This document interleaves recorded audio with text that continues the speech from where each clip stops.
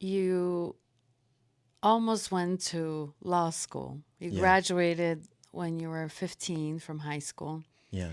and you took all these advanced courses before even going to college. Right. How did you end up in arts and then becoming a writer?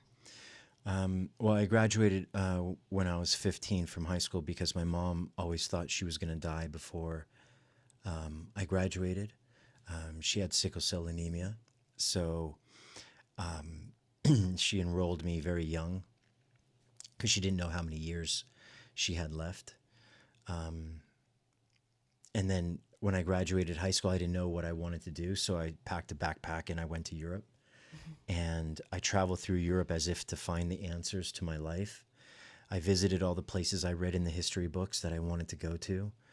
And it was an interesting time. But at the end of the summer, I still didn't know. And I called my mom and I was like, I'm coming home. And she says, "Where are you?" And I said, "Barcelona, Spain." And she says, you should call your uncle. He lives in Spain. And I haven't seen my uncle since I was a little kid. The last time I saw him, he handed me a book, and it was a chess book because I loved chess, and in our family we love playing chess. And I said, but I looked at the book and I was like, but it's in Russian. And he says, well, you're gonna have to learn Russian. And so that was the last time I saw him. So I called him on the phone and I said, hey, tío, estoy en Barcelona. And he says, oh my God, I'm coming right away. So sure enough, he said, just wait where you are. So I was at a bar watching the World Cup, and he came strolling in hours later, and then he kind of like just rushed to the TV To and watch to the watch the game because it's it's Spain, Spain and it's the World Cup. It's like obviously. it's like it's the most important thing in the world. Right. And we were sharing a couple of drinks, and then he says, "What are you gonna do?" I said, "Oh, I was supposed to go on a plane." He says, "Don't get on a plane. Come with me." And we drove into the heartland of Spain, through the valleys and the mountains, and to a tiny rural city called Barbastro, Spain. And it's not even a city; it's a town. And so as we're driving in, there's this huge building, and it looks like a government building. It's by Yeah. far the biggest building in the town. And he says, "That's where I work." He goes, "I run this hospital right there. I'm the surgeon.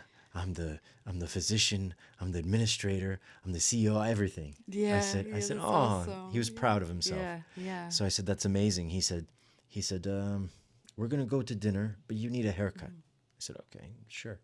So we went. I got a haircut, and I went to pay for it, and the barber was like, "No, no, no, no, no. Para el doctor nada." And I was like, "Oh, okay. Well, thank you." Uh, and then we went. He goes, "Let's have a drink before dinner." So we had a drink, and at the bar, I went to pay to thank him for driving all the way here. And he said, "No, no, no." The bartender was like, "No, no, no, no. Tu plata no sirve aquí. Your money's no good here." And I was like, "Oh, okay, all right, thank you." And so then we went to dinner, and it was a 6 course meal. It was All the classic. tapas and Yes, everything. Ah! yes, the paella, the fresh fish, the bottle of wine, and it was a 6 course meal. It was by far the best meal I've had in 3 months, right? And I went to pay to thank him, and the owner of the restaurant was like, "No, no, no, no, no, no, no, no." And so I was like, "Oh, come on, man, What's going on here? something's up here." Like, are you running? Are you mafia? What is up here? He said, te voy a decir mañana. I'll tell you tomorrow. And he goes, you need to rest. So, sure enough, we went back to his condo. It was in the middle of town. He had this beautiful terrace filled with plants and trees and everything. And sure enough, 6:30 in the morning, he blasts his classical music on his stereo. I was like, I wake up like this, like, oh my God. And Vivaldi's going off the Vivaldi, radio. and the shh, and I'm like, what is this sound? He's watering the plants, and he's talking to them. That's like my grandpa. Yes, yes. You know, he comes inside. He says, the maid is going to come. She's going to clean up. I haven't seen her in like 10, 15 years, but when you come be nice, let her know thank you from me. And I said, oh, that's interesting. So then, sure enough, he leaves, and an hour later, this lady walks in, and she was shocked to see me. Yeah, she's expecting empty house because Empty she never house. sees him. He leaves Never. before Yes. she comes in. He never Yeah. has any guests. So I, explained to her that I'm his nephew, and she was like so happy. And anyway, she comes, finishes everything, and he comes back after work, and he explains to me why, why everything was free. And he said that when he moved to this town, there were more doctors and more surgeons that were living there. And at the time, he was married. And his wife thought that I married a surgeon. Cha-ching, cha-ching. Cha-ching, That's what people think. It's not like that. So she had this idea that, she was going to live a first class life, and living in this tiny town with his pay was something that she didn't want. And sure enough, all the doctors and surgeons that were working in this town ended up leaving because they could make, much more money in the more metropolitan areas. Yeah. And so he was the last. And not only was he the last, but he was alone because his wife left him too. And so he said that because the city can't pay him his salary, what is owed to him if he would have moved, the residents, he said, the barber, I worked on his grandmother, and the bartender, I worked on his mom, and the place that we ate, I take care of their family. So, and they all know, all the residents know him. They know that he doesn't make enough. But after they saw everybody leave, what the town does is that they, out of the gratitude of their heart, they give him everything for free, the things that he needs, right? They want to make sure he's happy so he stays because otherwise they have no doctor. Then they have no doctor. Then they have to drive like, 80 miles, 100 miles to the Hours. nearest hospital. Yes. So they do it out of their heart for him to stay. Yeah. And he loves these people. It's like he feels like Responsible. responsible for their health and their safety, and he loves all of them. It's true calling. It's really beautiful to see, coming from a capitalistic, from Los Angeles, where everything is money and how much are you making and make more. Yes. It was an interesting first time I ever heard anything like this. And he says, why are you here? And I said, well, I have two paths in front of me. I could either go to college and be a lawyer, or I could go to college and write, because that's what I really want to do. And he says, this is a problem. I'll fix it for you. I'm going to take you someplace, and I'm going to take a day off. And when he said that, I felt that it was the biggest treasure I can get, like the biggest gift. His time. Because I felt when he says, I'm going to take a day off, I felt like he never did it, right? He probably never did. Yeah. Yeah. It was the most value that he had. Right. Yeah. Was his time. Yeah. So sure enough, morning came. We got into his little red Volkswagen Beetle, and we went further into Spain. And we came to a lake, Mediano. And so this lake, it's beautiful. It has this bluish, greenish color to it, and it has this church sticking out. And he says, this is a reservoir in the middle of the lake. In the middle of the lake, there's a church. Oh wow! And what you see is the top of it. So they built this reservoir and they flooded this town. And when they flooded the town, the thing sticking out is the church, the bell tower, Wow. right? And it has a pointed top like this. And I thought that that's what he wanted to show me, and I was mesmerized. I never seen a church underwater. That's so cool. I Yeah. thought it was cool. I thought it was beautiful I to see. remember those photos on your MySpace. Yes, Yes. that's we'll share it. Yeah. So he said, "This isn't it. Come." Oh. Yeah, and we went walking, and we went walking about 45 minutes, an hour up this mountain, Mm. overlooking this lake. Mm. And there, on top of this mountain, was this chapel. And it was a historical chapel that had this little plaque next to the entrance, Mm. but it was open. It was almost like, those historical places that are just, walk in, Yeah. enjoy, Yeah. but be respectful. Right. And he said, "Come, I want you, when you enter this place, I want you to listen to your heart Mm. and listen to any voice on the wind that might whisper to you." And Magical. magical. And inside was this rudimentary, like, stone cobbled church with one altar, and then there was a second level. Mm. And he said, that second level that you see, that's where the monks would sleep. They would raise the ladder when they Mm. slept so that Nobody could come get him. so nobody can come get them. And he said, but one day, because they were devout Catholics, one day the Moors came, Mm. and the Moors were invading the Spanish mountainside. They wanted to make Spain Islamic, and so the Moors came, and they were killing all the priests and the Catholic monks, and they found the church, and they found the monks. They could hear Mm. the monks, and what they did is that they just burned the place Oh my gosh. with them inside.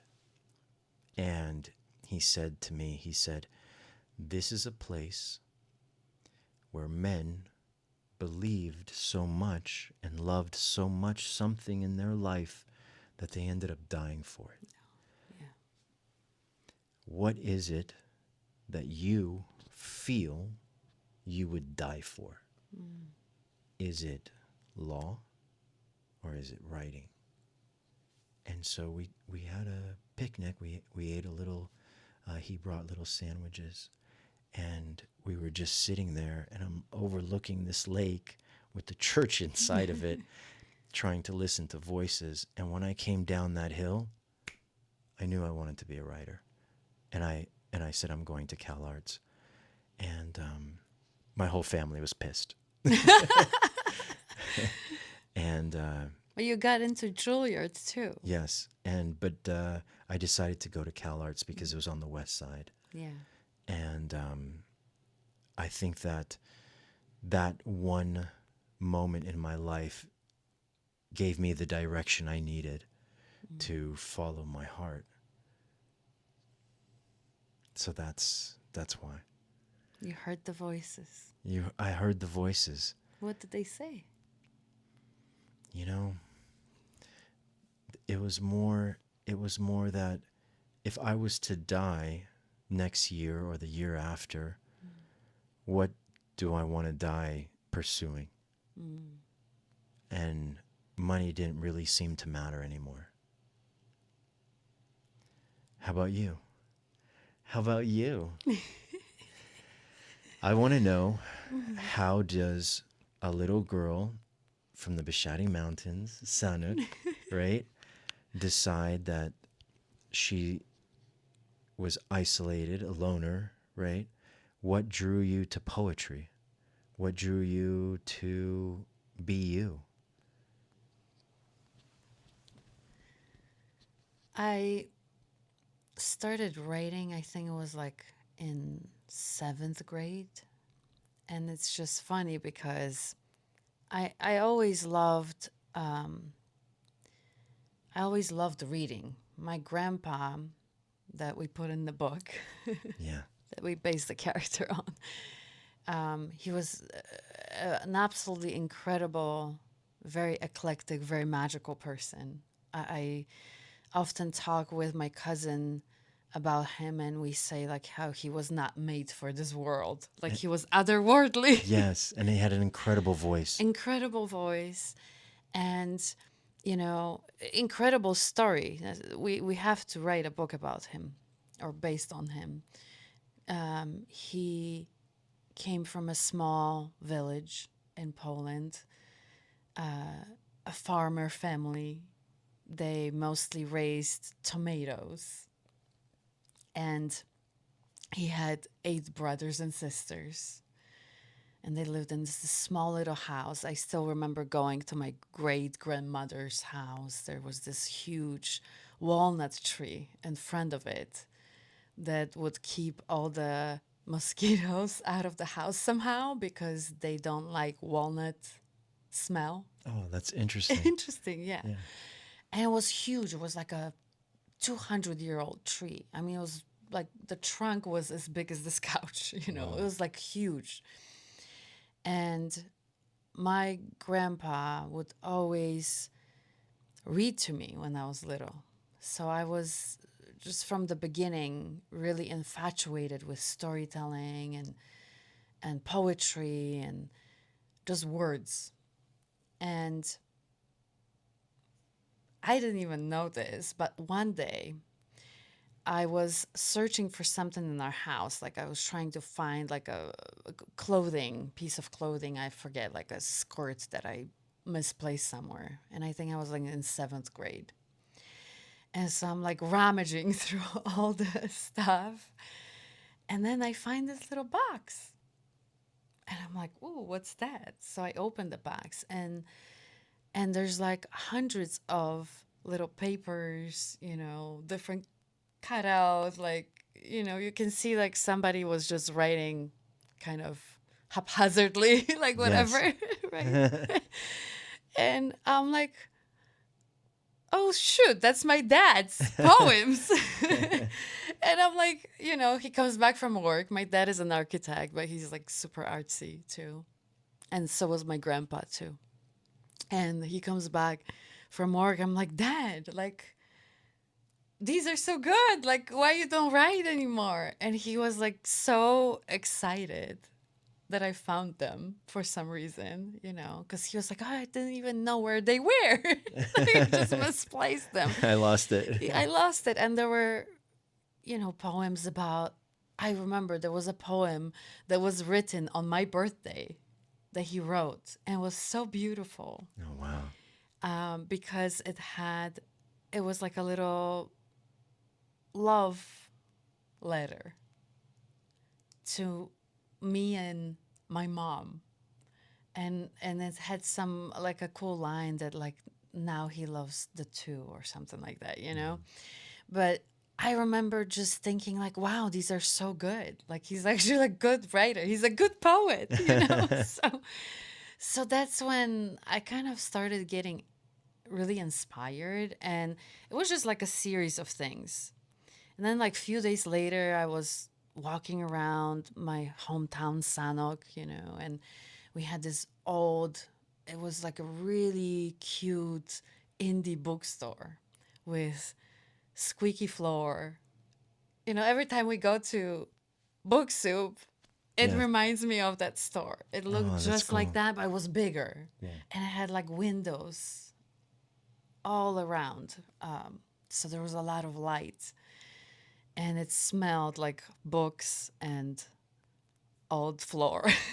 And I remember just walking around, just trying to see like you know what's there. And this one book caught my eye, and it was poetry by Yusef Chahovich, which is one of my ultimate, best, most beloved poets ever. That is so underrated, I think. And it was just like the collection of all his poems. And I started reading like in the bookstore, and I was like, oh my goodness, I need to leave with this book. So I left with this book, right? And I loved his poetry so much. It was so experimental at the time. You have to understand, like he died like few days into the World War II. So he started like majority of his published poems were like, in the early 20s and 30s.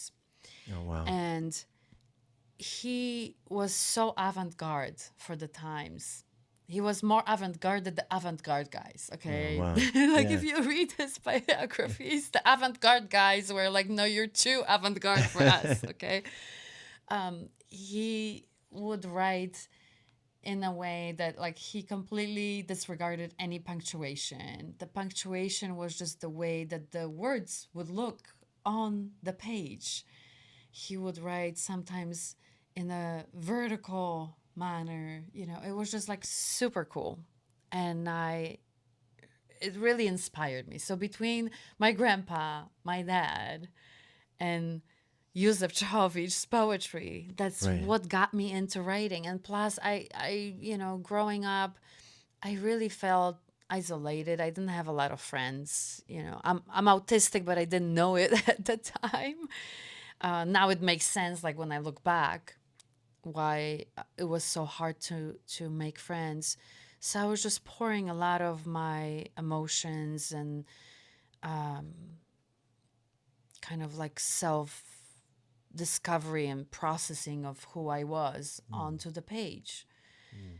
And yeah, that's how I got into it. That's beautiful. That's so beautiful. Thank you. Yeah. And I still write till this day. Yes.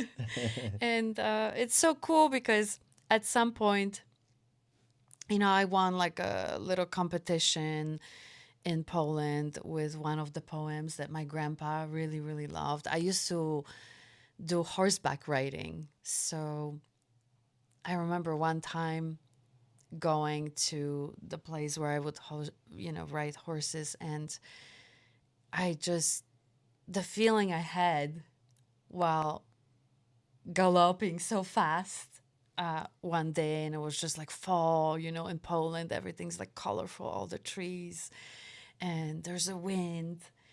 And I just had this feeling I have to write. So I wrote it on like a scrape of paper somewhere and then, edited it like multiple times. And so that poem won a Oh. competition. And then we would, you know, I started like a poetry club with my dad. We would go to, actually, this was so cool because there was this priest in my high school. So this was by the time I was in high school. And he was just a very eclectic, very spiritual person. But even though he was a religious man, he was just really attracting so much of the youth Oh because he wow. had a very different look on religion. Mm. He was like the current pope, like Yeah. very progressive for the times, okay? Very cool. And he was like, I can get you like a room at the church for the poetry evenings. So that's what we did. We would do it at the church, like not at the church, but the building attached to the church that had Next to the like church. yeah, Yeah. that had like a little class, Yeah. there. So we'll light the candles and read. And the first time only a few people came, but like by the third time there was no room to fit all the It's people. It amazing. was so cool. So yeah. Oh, that's beautiful. I wish I would have gone to that class. Yeah, yeah. So yeah, and I think poetry is always gonna be my love. Yeah. I feel like you can say so much without saying Mm. anything or saying very little, Yeah. and that's why I love it because there's just so much interpretation to it, and everybody's gonna feel something different when they read a poem, and it's gonna speak differently to Yeah. every single person. Yeah. I think that, meeting so many writers, right? And being a writer for so long that you find that there are certain things you can write, but you can't say. Yeah. It's like a different modality. Yes. It's like a different way of your being, right? Yeah, I think it's also, being autistic, I'm so always scared of being misinterpreted. Mm. And I feel like poetry allows me to express myself without the risk of misinterpretation. Yeah. Because the way I write poetry, I really almost don't care if you misinterpret it. That's the whole point. Yeah, that's the point. That's the point. So it takes that being misunderstood away from the equation of writing so that it feels like a safer place, even safer than fiction. Even safer than fiction. Yeah. I like that. Thank you guys. Thank you guys. We hope you subscribe to our channel if you like us. And what do you like? Do you like poetry or do you like fiction or nonfiction? Let us know in the comments. Thanks, guys. Bye.